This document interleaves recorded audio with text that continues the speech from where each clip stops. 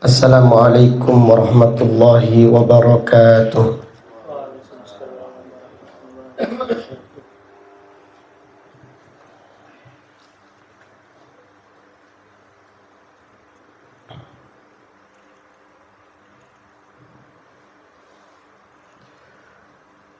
Innal hamdalillah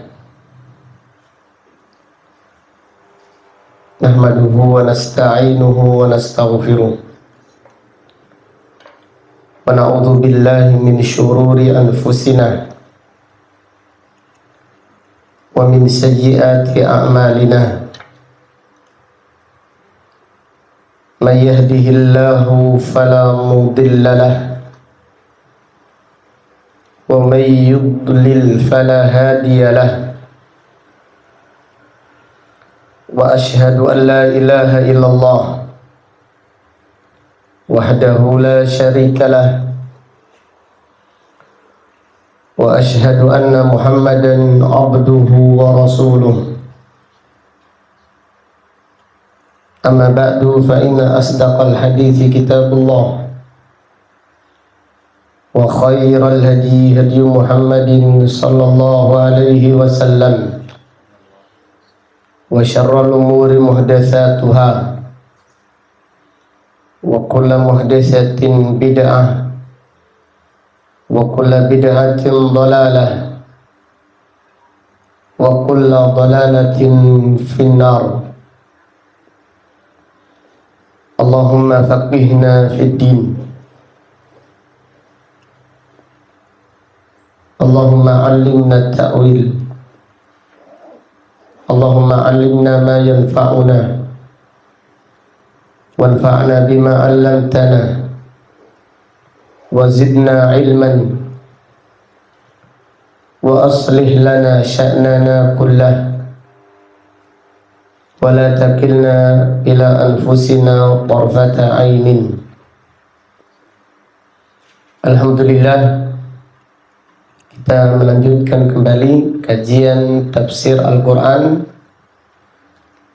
dari kitab ringkasan tafsir Al-Imam Ibni Katsir rahimahullah rahmatan wasi'ah. Dan kajian kita masih membahas surat Alam Nashrah. Allah Ta'ala berfirman, A'udzu billahi minasyaitonir rajim. Bismillahirrahmanirrahim. Alam nashrah laka sadrak wa wada'na anka wizrak alladhi anqadha dhahrak wa rafa'na laka dhikrak fa inna ma'al usri yusra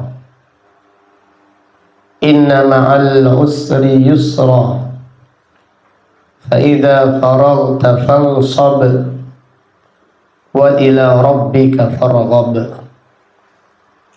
Baca Bang Zainuri artinya supaya lebih semangat.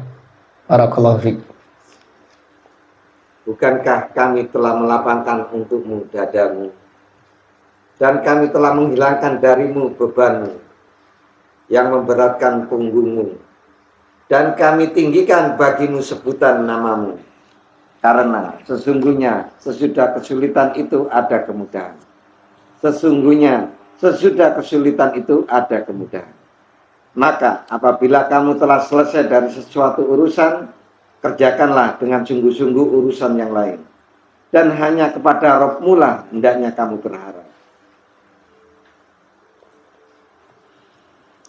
Kita sudah mengkaji 4 ayat yang pertama. Allah Ta'ala berfirman, Alam nashrah laka sadrak. Bukankah kami telah melapangkan dadamu? Wa wada'na anka wizrak. Dan kami telah meletakkan beban-bebanmu. Artinya kami menghapus dosa-dosa dan kesalahanmu. Alladzi anqadha dhahrak, yang memberatkan punggungmu di dalam memikulnya. Artinya dosa apabila belum diampuni oleh Allah akan memberatkan seseorang untuk beramal soleh. Dosa itu menjadikan berat seseorang di dalam perjalanan menuju Allah di dunia dan di akhirat. Jadi akibat dosa seseorang itu berat beramal, dan akibat dosa berat pula perjalanan seseorang di atas sirat. Ini berat perjalanannya, lambat karena dosa-dosanya yang dibebannya. Kemudian ayat yang keempat, wa rafa'na laka dzikrak, dan kami tinggikan, kami angkat untukmu penyebutan. Allah Subhanahu wa ta'ala meninggikan kemuliaan Rasulullah sallallahu alaihi wasallam. Ketika dikumandangkan adzan, disebut nama Allah dan juga disebut nama Rasulullah sallallahu alaihi wasallam. Ini makna firman Allah, wa rafa'na laka dzikrak. Demikian pula siapa yang membela Al-Quran, membela sunnah dengan ikhlas, Allah akan memuliakannya. Allah yang akan menjunjung tinggi namanya. Harun Ar-Rasyid, Amirul Mukminin, Khalifah yang di zamannya kekuasaan Islam ini paling besar, sampai dijuluki Harun Ar-Rasyid, yang di istana kerajaannya bergemuruh bacaan Al-Quran. Jadi di istananya, dayang-dayangnya itu menghafal Al-Quran. Setiap tahun haji, setiap tahun jihad. Dicintai rakyat. Dicintai rakyat. Harun Ar-Rasyid. Ketika ada orang Romawi menulis karikatur, ada ayam jantan dikelilingi 11 ayam betina. Harun Ar-Rasyid menulis surat kepada Raja Romawi. Dalam suratnya disebutkan, telah sampai kepadaku ulah salah satu orang yang ada di kerajaan, Dia menulis karikatur yang menghina Nabi Muhammad sallallahu alaihi wasallam. Aku memintamu untuk membunuhnya. Kalau tidak, aku akan umumkan jihad. Yang pasukan terdepan sudah ada di gerbang Romawi, dan yang pasukan terakhir masih ada di Syam, masih ada di wilayah Islam. Kaisar Romawi gemetar membaca suratnya Harun ar-Rasyid, sehingga orang yang melakukan kejahatan tersebut dibunuh. Yang menulis karikatur tersebut dibunuh. Menggetarkan. Ini orang yang mulia, cinta ulama, menghadiri majelis taklim, hadir di majelisnya Imam Malik, duduk seperti biasa, tidak duduk seperti seorang raja. Kalau hadir di majelisnya Imam Malik, duduk di bawah, Imam Malik di atas. Harun ar-Rasyid ini bertanya kepada Yahya, wahai Yahya, Yahya bin Aksum, orang dekatnya, waalaikumsalam, orang dekatnya Harun ar-Rasyid, ma'an balul maratib, derajat apa yang paling tinggi wahai Yahya? Qala ma'an tafihi, derajat yang paling tinggi adalah derajatmu. Engkau raja yang adil. Engkau cinta Islam. Engkau cinta perjuangan. Engkau mencintai rakyat, orang-orang lemah, engkau mencintainya. Engkau dicintai rakyat. Derajat apa yang lebih mulia? Melebihi derajatmu. Harun ar-Rasyid berkata, waihat ya Yahya, celaka kamu Yahya, kamu tidak tahu kamu itu. Ada yang lebih mulia daripada derajat orang yang sepertiku. Qala wa mahiyya, Yahya bertanya, apa itu wahai khalifah, wahai Amirul Mukminin? Qala, mereka yang duduk di majelis, haddatsana. Wahai Yahya, kita ini akan mati. Dan apabila kita mati, nama kita akan mati juga. Tapi mereka namanya menyertai Nabi sallallahu alaihi wasallam. Ketika disebut nama Nabi Muhammad sallallahu alaihi wasallam, disebut nama mereka. Mereka hidup selama nama Nabi sallallahu alaihi wasallam disebut, mereka ikut disebut. Mereka adalah orang yang paling mulia, wahai Yahya. Siapa kamu, siapa saya dibandingkan dengan mereka? Ini makna firman Allah, wa rafa'na laka dzikrak. Dan kami angkat untukmu penyebutanmu dan kemuliaanmu. Ini adalah kemuliaan untuk Nabi sallallahu alaihi wasallam. Dan juga kemuliaan pada pejuang-pejuang yang membela sunnah. Ambil, ingin mulia, tapi sabar. Jangan kepingin viral. Harus sabar di dalam memperjuangkan sunnah. Senyap, sepi, tidak menggemparkan. Tetapi setelah meninggal dunia, namanya disebut sampai hari kiamat. Maka lillahi baqiyah, yang karena Allah akan kekal. Allah menjamin. Tapi yang karena tenar, lenyap. Mungkin tenar, ya mungkin.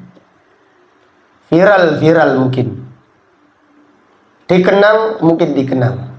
Tapi tidak bisa menyelamatkan siksa kubur.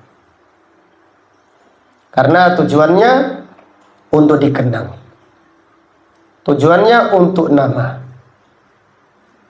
Bukan untuk Allah, bukan untuk sunnah Rasulullah Sallallahu alaihi wasallam. Maka lihatlah sekarang. Rawahul Bukhari.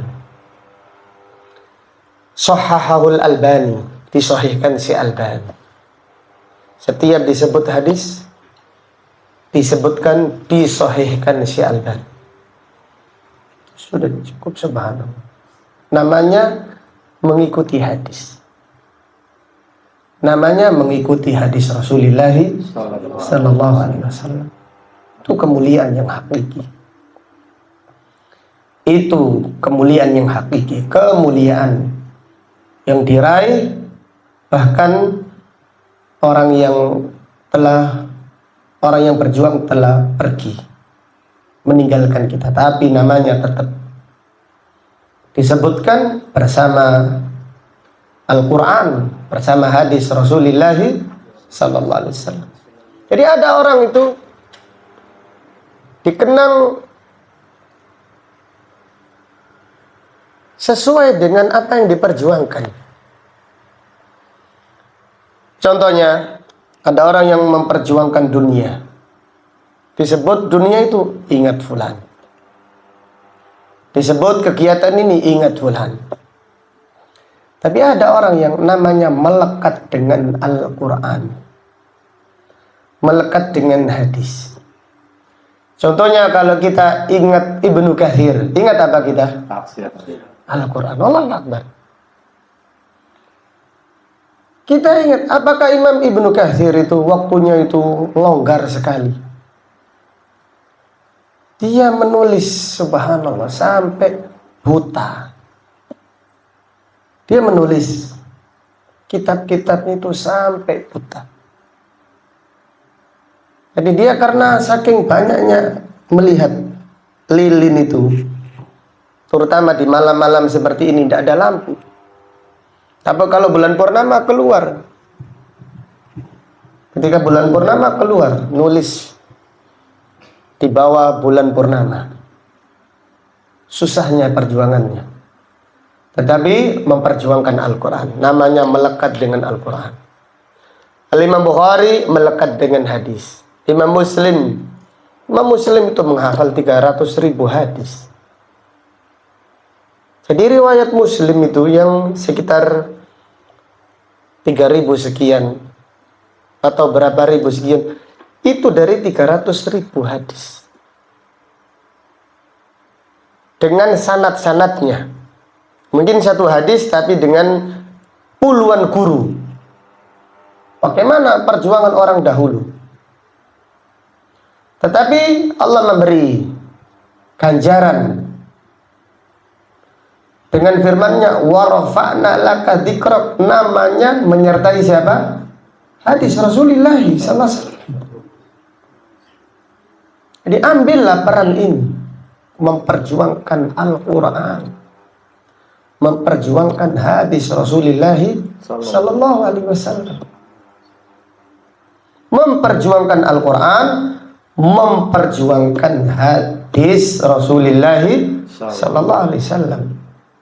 Allah akan mengangkat, tapi niatnya karena Allah, bukan karena ketenaran, bukan karena sanjungan, bukan karena dikenang. Subhanallah, akhlak mulia itu bagus. Tetapi akhlak mulia pun jangan karena akhlak, tapi karena dakwah. Sungguh rugi orang yang akhlaknya mulia, tapi karena akhlak saja. Tapi akhlak mulia membawa misi dakwah. Akhlaknya para nabi yang mulia membawa misi dakwah. Bukan akhlak mulia menunjukkan kita ini bagus. Enggak ya akhi. Sampaikan agama Allah. Jadi apabila kita yang bergerak di bidang sosial, hanya sosial saja, kita tidak menampakkan jati diri kita membela tauhid. Ya apa bedanya kita dengan supporter bola? Apa bedanya kita dengan orang-orang di luar sana yang menggalang donasi? Apa bedanya? Lihatlah Al-Quran, lihatlah bagaimana akhlaknya Rasulullah Sallallahu Alaihi Wasallam. Beliau berakhlak mulia. Ketika menjenguk Yahudi, pemuda yang sakit, dijenguk toh? Dijenguk atau gimana? Dia aja masuk Islam, aslim. Menjenguk itu kemuliaan, tapi mengajak dia masuk Islam. Jadi subhanallah, kita ini mikir orang dunianya tapi tidak memikirkan akhiratnya. Subhanallah, orang yang relawan-relawan bencana alam hanya memberi. Kita ingatkan ya ikhwah, bertakwalah kepada Allah. Kalian kesini, lanjutkan misi kalian, fokus ini. Inginkan akhiratnya. Jangan sekedar menginginkan baiknya apa? Dunianya saja. Nasi bungkus. Tidak diremehkan.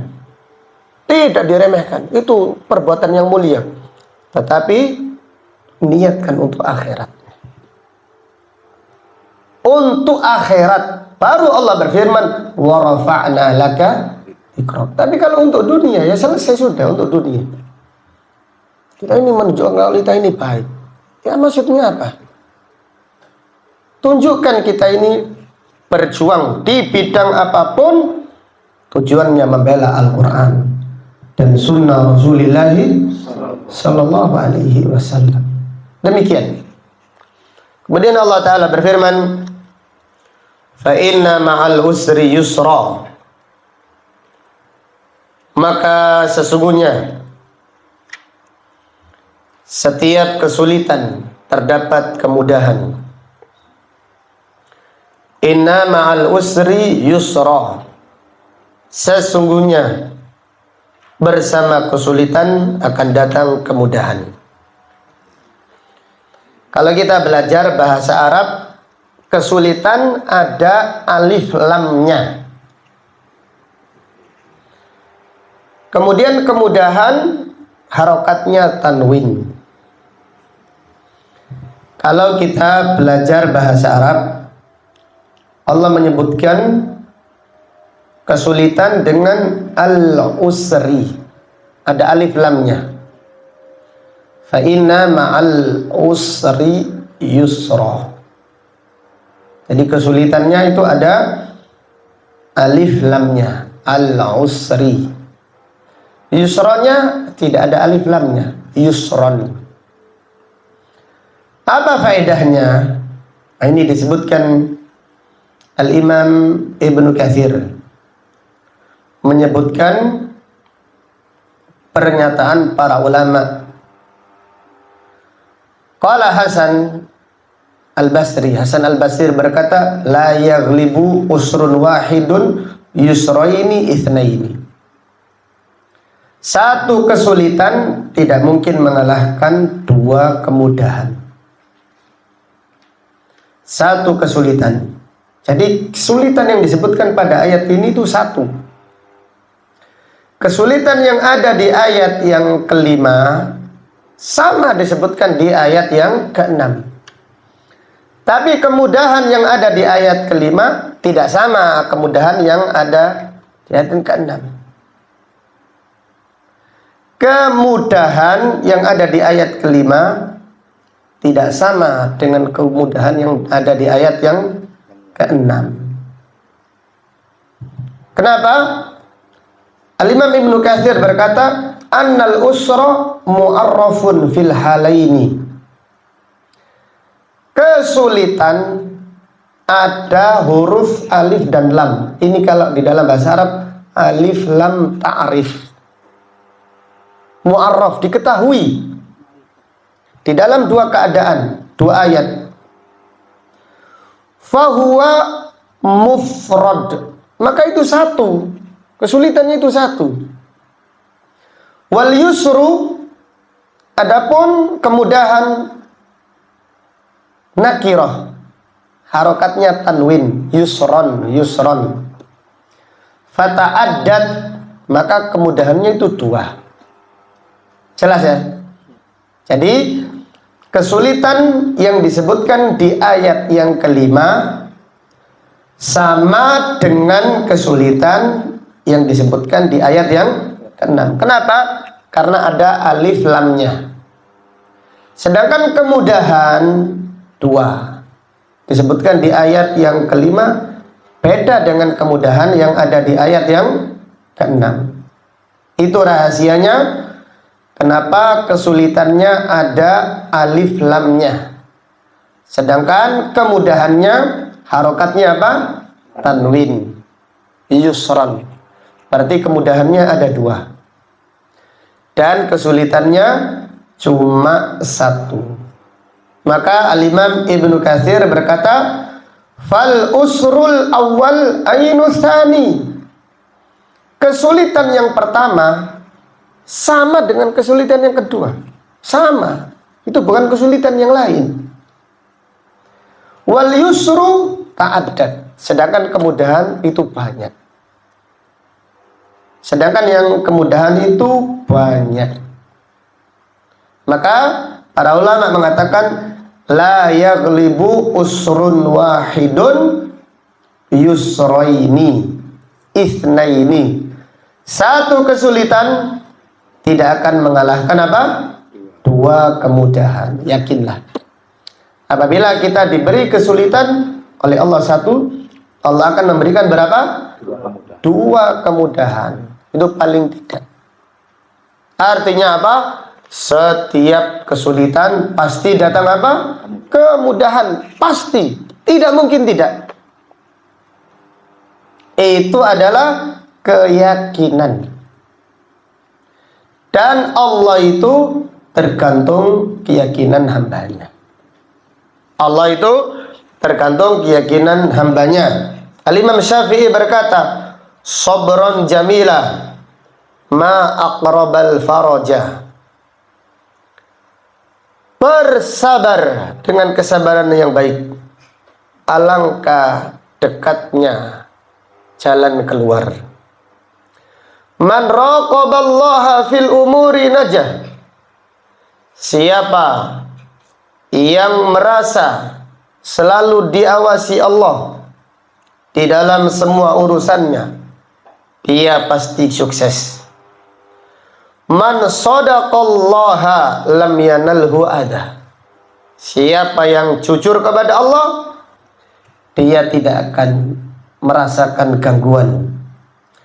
Wa man rajahu yakunu haitsu raja. Siapa yang berharap kepada Allah, yakunu haitsu raja. Allah seperti harapannya. Ini kalimat yang agung.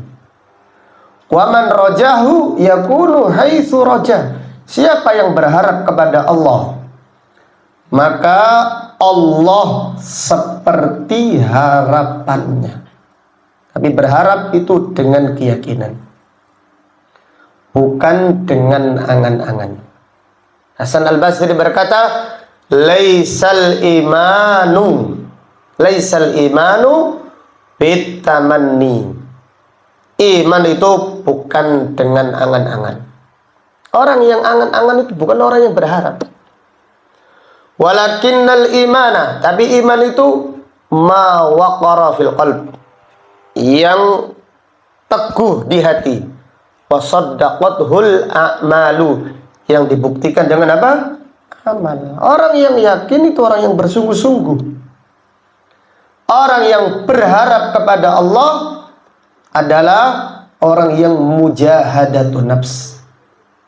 Orang yang melawan dirinya dan melawan hawa nafsunya. Allah Ta'ala berfirman, innal ladina amanu wal ladina hajaru wajahadu fi sabilillah ulaika yarjuna rahmatallah wallahu ghafurur rahim. Sesungguhnya orang-orang yang beriman dan hijrah dari negeri kufur ke negeri Islam, kemudian dia berjihad di jalan Allah, mereka itulah orang yang berharap kepada Allah. Mereka itulah orang yang berharap kepada Allah. Wallahu ghafurur rahim, dan Allah Maha Pengampun lagi Maha Penyayang. Wallahu ghafurur rahim. Allah Maha Pengampun lagi Maha Penyantun. Fadilatul Syekh As-Sa'di berkata, ayat ini menjelaskan annar roja, bahwasanya berharap kepada Allah itu disertai dengan kesungguhan. Wa ammar roja, adapun harapan yang disertai dengan kemalasan, itu adalah angan-angan, bukan harapan. Orang berharap. Jadi ada orang berharap, ada orang angan-angan. Fadilatul Syekh bersabda, Fadilatul Syekh Sa'di berkata, wa ammar roja, adapun berharap dengan kemalasan, itu adalah angan-angan.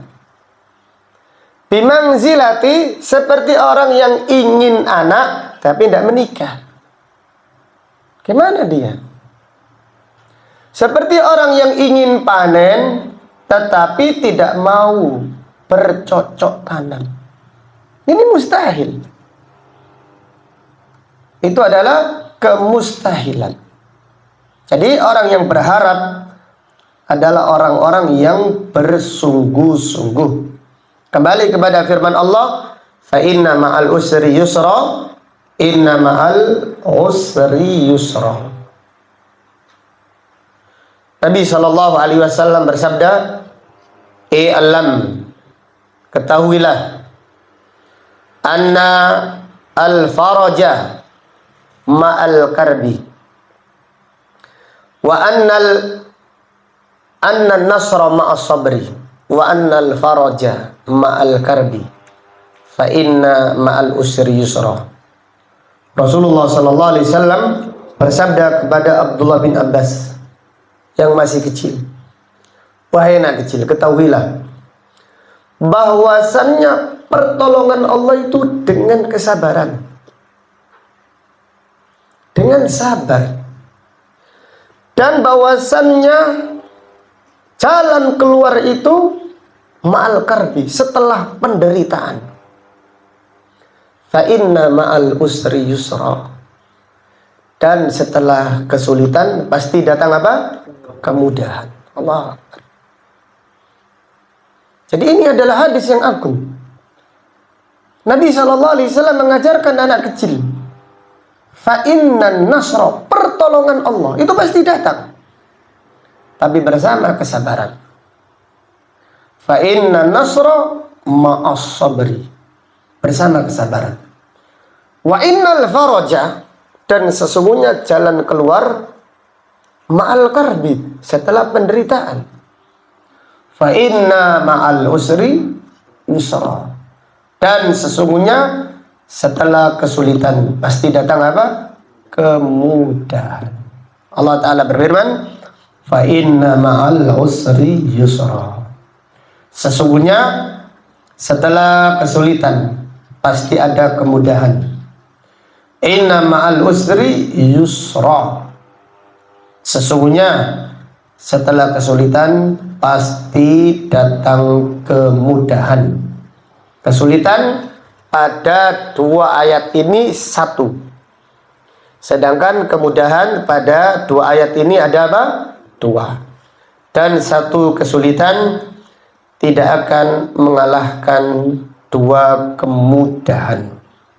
Kemudian Allah Ta'ala berfirman, فَإِذَا فَرَغْتَ فَانْصَبْ وَإِلَى رَبِّكَ فَارْغَبْ, dan apabila engkau selesai dari pekerjaanmu, fansab, maka bersungguh-sungguhlah. Ai idza faraghta min umuri dunya wa ashghaliha wa qata'ta ala iqaha fansab ilal ibadah wa qum ilaiha nashitan farghi al-bala wa akhlis li rabbika an-niyata war-raghbah. Al-Imam Ibnu Katsir menjelaskan artinya, jadi firman Allah, faida faraghta fansab, apabila engkau selesai dari pekerjaanmu maka bersungguh-sungguhlah dan hanya kepada Tuhanmu berharaplah. Artinya, apabila engkau selesai dari urusan dunia dan kesibukannya dan engkau telah memutus hubungan-hubungannya, fansab ilal ibadah, maka bersungguh-sungguhlah di dalam mengerjakan ibadah. Wa qum ilaiha nasyitan farghi al-bala, dan bangkitlah, berdirilah mengerjakan ibadat dengan sungguh-sungguh. Fokuskan pikiranmu, ikhlaskan niatmu, dan satukan harapanmu. Wa min hadzal qabil, dan seperti inilah sabda Rasulullah sallallahu alaihi wasallam yang disepakati kesohihannya, la salata bihadrati ta'am wala huwa yudafi'uhul akhbathan. Tidak ada salat bagi siapa yang dihidangkan makanan dan bagi siapa yang menahan diri dari buang air kecil dan buang air besar. Wa qauluhu sallallahu alaihi wasallam, idza uqimatis sholatu wa hadara al-asya fabda'u bil asya. Apabila dikumandangkan iqamatus shalah dan hidangkan makan malam, maka dahulukanlah makan malam. Ini apabila kadang-kadang, tidak menjadi rutinitas dan kebiasaan. Apabila tidak disengaja dihidangkan makan malam, kemudian dikumandangkan iqamah, dahulukanlah makan malam, kemudian kerjakanlah sholat isya dengan tenang. Demikian pula apabila kita menahan buang air kecil atau buang air besar, jangan ditahan, karena khawatir mengganggu kekhusyukan kita di dalam mengerjakan ibadah sholat. Maka dikatakan lebih baik makan mikir sholat daripada sholat kepikiran apa? Makan. Lebih baik makan kepikiran sholat daripada sholat kepikiran makan. Namun jangan dipahami dengan pahaman seenak kita, sehingga ada seseorang yang bertanya kepada Syekh, wahai Syekh, selama Ramadan saya tidak pernah sholat maghrib berjamaah, karena ini adalah sunnah Rasulullah sallallahu alaihi wasallam. Maksudnya apa, kata Syekh? Maksudnya hadis ini, janganlah sholat apabila makanan dihidangkan, kurma dihidangkan, kemudian kolak dihidangkan, apalagi gorengan, jangan-jangan ada rujak juga. Iya, semuanya dihidangkan. Belum selesai, sudah dikumandang iqamah, ya tak selesaikan dulu. Baru saya makan tuntas ke masjid, ternyata sholat sudah apa? Selesai. Ini melampaui batas. Ini ghulu. Nabi SAW apabila di bulan Ramadan, beliau takjil dengan makanan ringan. Beliau takjil dengan rutab, kurma apa? Kurma basah. Kemudian kalau tidak ada, beliau makan kurma, kemudian minum air. Setelah itu ke masjid, tetap sholat berjamaah. Karena ini dijadikan apa? Rutinitas. Ini sudah dijadikan rutinitas. Jadi kita selesai sholat maghrib silahkan buka yang kedua. Buka yang pertama tetap usahakan sholat maghrib berjamaah apa? Di masjid. Jangan kita di bulan Ramadan malah berbuka puasa di restoran. Subhanallah. Sholat bulan Ramadan meninggalkan sholat berjamaah. Sholat, subhanallah. Dipikir bukannya, bahkan ada di antara mereka yang nggak sholat karena demi paket Ramadan. Paket Ramadan. Satu, ketinggalkan sholat berjamaah. Sholat berjamaah ini lebih baik daripada dunia dan seisinya. Jangankan sholat berjamaah, sholat qobliyah subuh saja lebih baik daripada dunia dan seisinya. Qobliyah subuh itu lebih baik daripada dunia dan seisinya, apalagi sholat maghrib. Maka keliru atau salah paham atau memahami hadis seenaknya, sehingga selama Ramadan tidak pernah sholat maghrib berjamaah. Karena hadis ini tidak boleh sholat apabila makanan apa? Dihindahkan. Ini sesekali, kadang-kadang karena kebetulan. Nabi SAW diriwayatkan oleh Imam Bukhari sedang membawa pisau, kemudian ngiris daging. Ketika dikumandangkan iqamah, pisaunya dibuang. Beliau ke masjid. Ini menunjukkan siapa yang bisa mengendalikan dirinya, tidak terlalu lapar. Walaupun makanan dihidangkan, tidak mengapa-apa ke masjid. Orang itu tergantung kecintaannya. Orang itu tergantung apa? Kecintaannya. Kalau dia cinta sholat berjamaah, otomatis dia akan meninggalkan makanan tadi. Dan dia akan sholat dengan tenang. Tetapi terkadang kondisi yang sangat lapar sekali, kita menunggu istri, ternyata belum siap. Ketika siap, tiba-tiba dikumandangkan iqamah. Maka selesaikan makanan dengan tenang, kemudian berangkatlah ke masjid untuk sholat berjamaah. Kembali kepada firman Allah, فَإِذَا فَرَغْتَ فَانْصَبْ وَإِلَى رَبِّكَ فَارْغَبْ. Apabila engkau selesai dari urusan duniamu, maka bersungguh-sungguhlah beribadah kepada Tuhanmu. Wa ila rabbika farghab, dan hanya kepada Tuhanmu berharaplah. Qala Mujahid fi hadhil ayah, ay idza faragta min amri dunya faqumta ila shalah fansab li rabbika. Imam Mujahid berkata, jika engkau selesai dari urusan dunia, kemudian engkau ingin menegakkan sholat, fansab li rabbika, maka bersungguh-sungguhlah di dalam beribadah kepada Allah Subhanahu wa ta'ala. Para ulama menjelaskan rukun ibadah ada 3.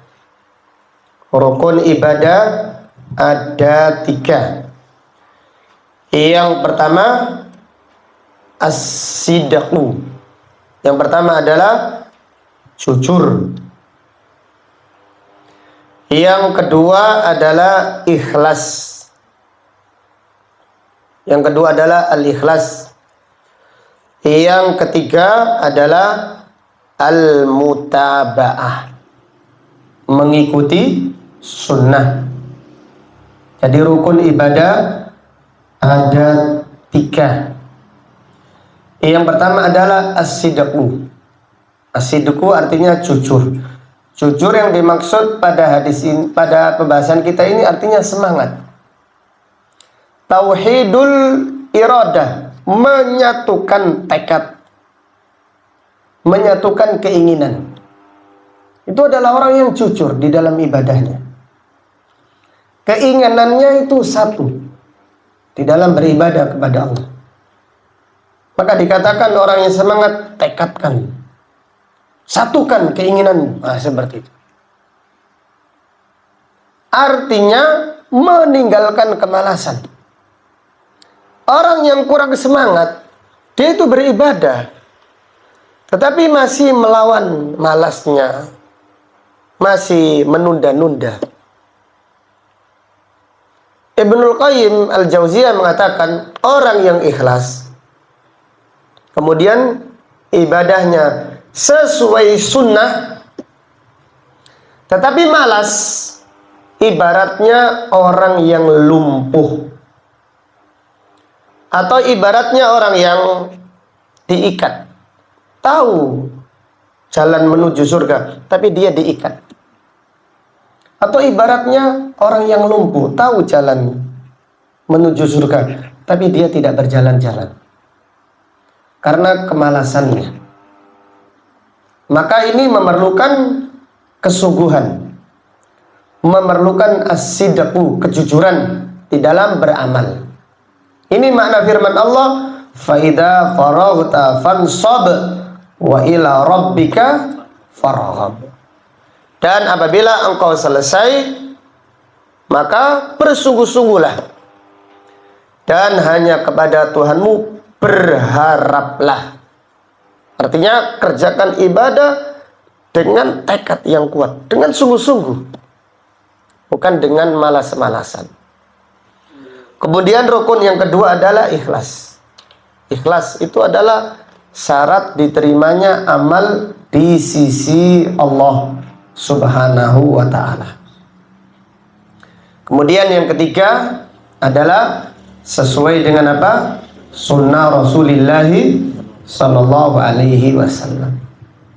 Yang ketiga adalah sesuai dengan sunnah Rasulullah sallallahu alaihi wasallam. Kembali kepada firman Allah, fa idza faraghta fansab wa ila rabbika farghab. Qala Ibnu Abbas, fa idza faraghta fansab, ay fid du'a. Bersungguh-sungguhlah, artinya di dalam berdoa. Jadi apabila kita berdoa kepada Allah, jangan berdoa asal-asalan. Artinya berdoalah dengan kesungguhan, dengan keyakinan. Karena Allah akan mengabulkan seseorang itu sesuai dengan keyakinannya. Dan kita ini tidak boleh yakin kepada diri kita, tetapi kita harus yakin kepada siapa? Kepada Allah Subhanahu wa ta'ala. Allah ta'ala berfirman, wa ila rabbika farghab, dan hanya kepada Tuhanmu farghab, berharaplah, yakinlah, percayalah. Tambahan faedah, kalimat percaya diri itu adalah kalimat yang keliru. Percaya diri, karena percaya itu artinya tawakal. Percaya itu artinya thiqah, yakin kepada diri sendiri. Tidak boleh. Yakin itu kepada Allah. Kalau kalimatnya itu diganti saja, lebih utama diganti tuma'ninatun nafs, ketenangan diri. Tapi kalau percaya, jangan percaya kepada diri, percaya kepada Allah. Nabi SAW berdoa, ya hayyu ya qayyum, wahai yang maha hidup, yang terus menerus mengurusi makhluknya, birahmatika astaghitsu, dengan rahmatmu aku memohon pertolonganmu. Aslih li sya'ni kullah, perbaikilah semua urusanku, urusan dunia, urusan keluarga, urusan ibadah, urusan akhirat. Semua urusanku perbaikilah. Apa lanjutannya?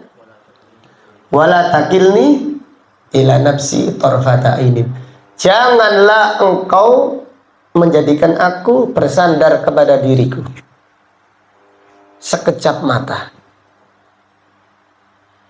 Jadi tidak boleh sebenarnya kalimat percaya diri. Itu tidak boleh. Karena percaya itu tawakal, bersandar.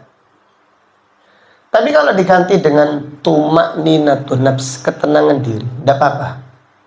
Tapi percaya, keyakinan hanya kepada Allah saja. Keyakinan kita hanya kepada Allah saja. Jangan kita ini percaya kepada diri.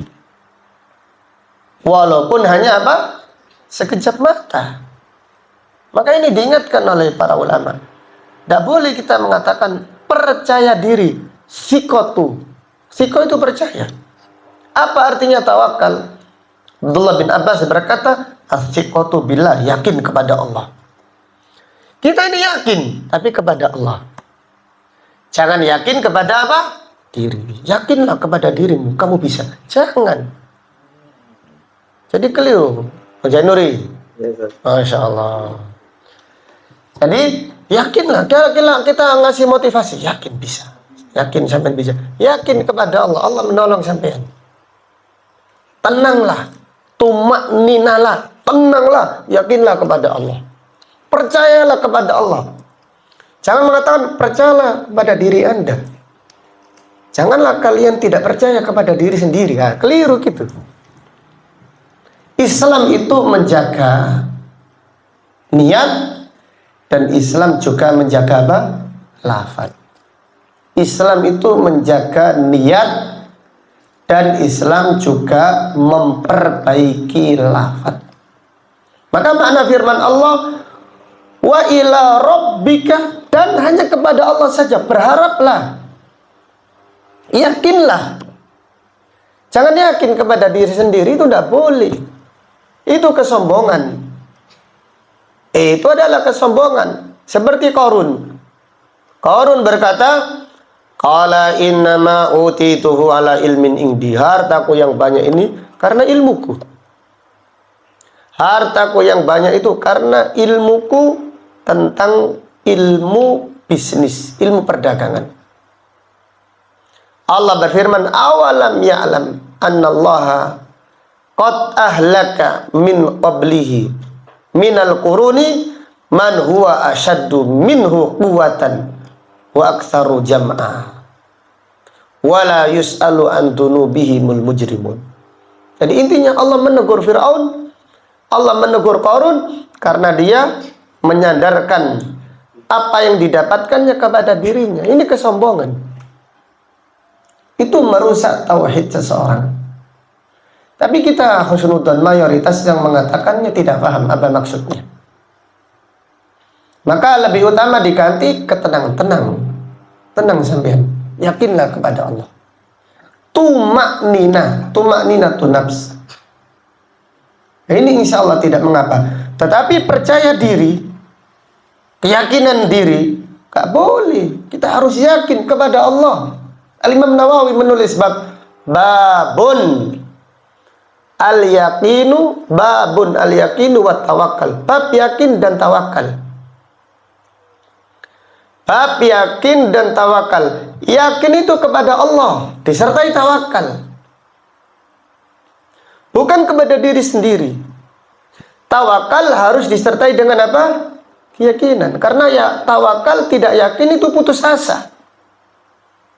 Tawakal tidak yakin itu putus asa. Tetapi yakin tidak tawakal itu kesyirikan. Paham ya? Yakin tapi tidak tawakal. Yakin saya bisa. Saya yakin dengan diri saya sendiri, itu kesyirikan. Walaupun tidak sampai syirik apa? Besar. Itu syirik. Yakin kepada diri sendiri itu tidak boleh. Nabi SAW makanya berdoa, ya Allah janganlah engkau menjadikan diriku percaya kepada diriku walaupun sekejap mata.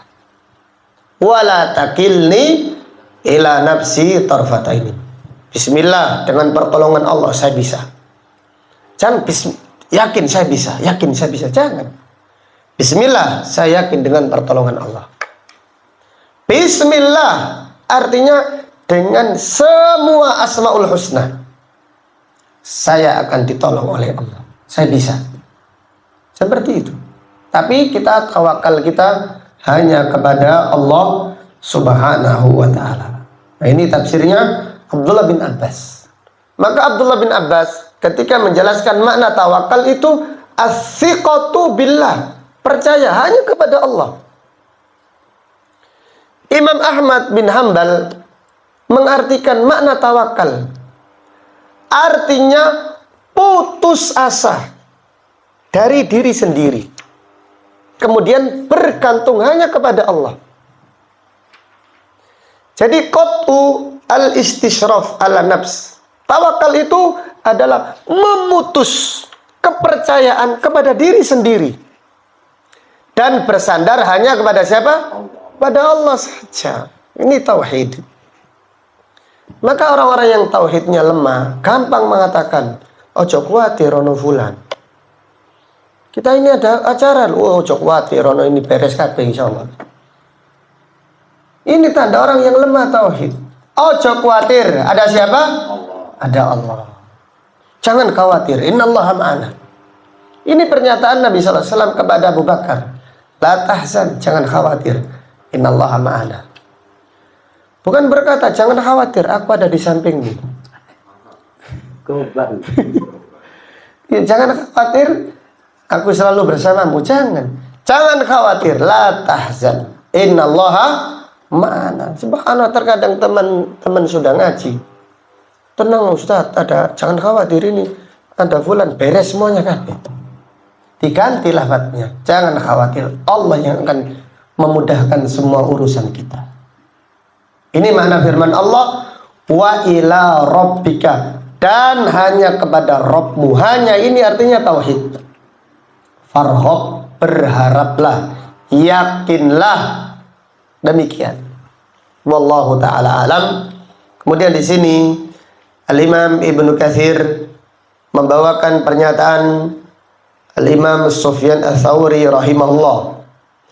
Ij'al niyataka wa raghbataka ilallahi azza wa jalla. Jadikanlah niatmu dan harapanmu hanya kepada Allah Subhanahu wa ta'ala. Jadi harapanmu hanya kepada Allah Subhanahu wa ta'ala. Berharaplah. Jadi tujuan kita, harapan kita, niat kita hanya kepada Allah Subhanahu wa ta'ala. Ini makna firman Allah, wa ila rabbika farghab. Wallahu ta'ala alam bisawab. Sampai di sini kajian kita pada malam ini. Insya Allah akan kita lanjutkan pada kajian yang berikutnya. Syukran katsiran, terima kasih banyak atas kehadiran ikhwah-ikhwah semuanya. Jazakumullahu khairan. Semoga Allah mengampuni dosa-dosa kita. Semoga Allah menerima amal kita. Dan semoga Allah mengumpulkan kita semua nanti di surganya. Amin ya rabbal alamin. Allahumma qsim lana min khasyiatika ma tahulu bihi bainana wa baina ma'asik, wa min ta'atika ma tuballighuna bihi jannatak, wa min al-yaqini ma tuhawwinu bihi alaina masa'ibad dunya. Allahumma matti'na bi asma'ina wa absarina wa quwwatina ma ahyaitana waj'alhu al-waritha minna waj'al tha'rana 'ala man dhalamana wansurna 'ala man 'adana wa la taj'al musibatana fi dinina wa la taj'al ad-dunya akbara hammina wa la mablagha ilmina wa la tusallit 'alaina man la yarhamuna. Rabbana taqabbal minna innaka antas samiul alim wa tub 'alaina innaka antat tawwabur rahim. Rabbana ighfir lana wa liwalidina warhamhuma kama rabbawna shighara. Rabbana hab lana min azwajina wa dhurriyyatina qurrata a'yun waj'alna lil muttaqina imama. Rabbana ighfir lana wa li ikhwanina alladhina sabaquna bil iman wa la taj'al fi qulubina ghillan lil ladzina amanu rabbana innaka ra'ufur rahim. Allahumma inna nas'aluka husnal khatimah. Allahumma inna nas'aluka husnal khatimah. Allahumma ja'al akhir kalamina la ilaha illallah. Subhanaka Allahumma wa bihamdika asyhadu an la ilaha illa anta astaghfiruka wa atubu ilaik. Wa sallallahu ala nabiyyina Muhammad wa ala alihi wa sahbihi wa sallama taslima. Walhamdulillahi rabbil alamin. Assalamualaikum warahmatullahi wabarakatuh.